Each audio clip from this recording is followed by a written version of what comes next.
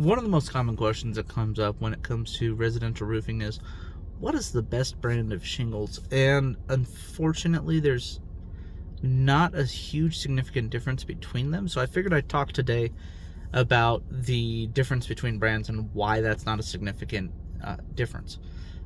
And so there is some brands that stand out. I will touch on those later. But for the most part, your average lifespan across America is significantly less than promoted. Everybody wants to sell these 30, 40, 50-year roofs or lifetime roofs. And for the most part, the vast majority of them don't last long enough. On top of that, that 30 years is just them saying that the manufacturer says you won't find a defect in their product for 30 years. Yeah, because it's on your roof. You're not going to be looking. And on the rare occasion you do see a 30-year shingle roof, for the most part, it's more due to building owner neglect than it is to it actually being a good product for 30 years. And so the main things that actually damage a roof that cause a replacement are hailstorms.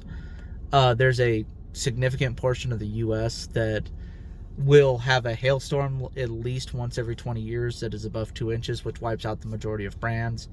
If you live in a place like Colorado and you live just east of I-25, it's extremely rare for your roof to make more than 11 years. That's not to say it doesn't happen, and again, usually it's due to homeowner neglect, but for the most part, it doesn't matter whether you have these Owens Corning or GAF when it's hail that's going to be destroying your roof.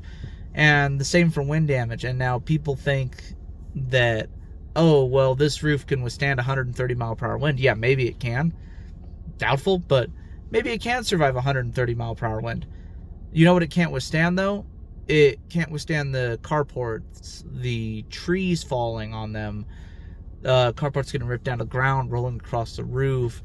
Trampolines get thrown pretty commonly. Patio furniture as a whole can cause a lot of damage. It may not be able to withstand your neighbor who's just a story taller than you, who might have a tile roof.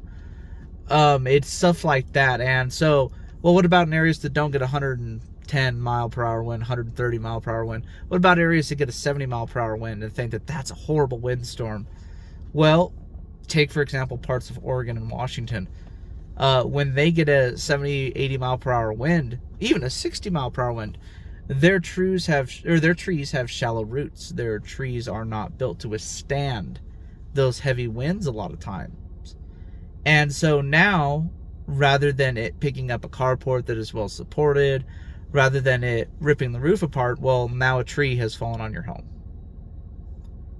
And so those are the main things that damage shingles. Solar installers are...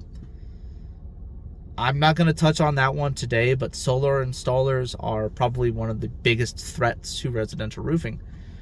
And so now when it comes down to brands, it doesn't matter what brand you have when it comes to wind-driven debris. It doesn't matter what brand you have when it comes to tree fall.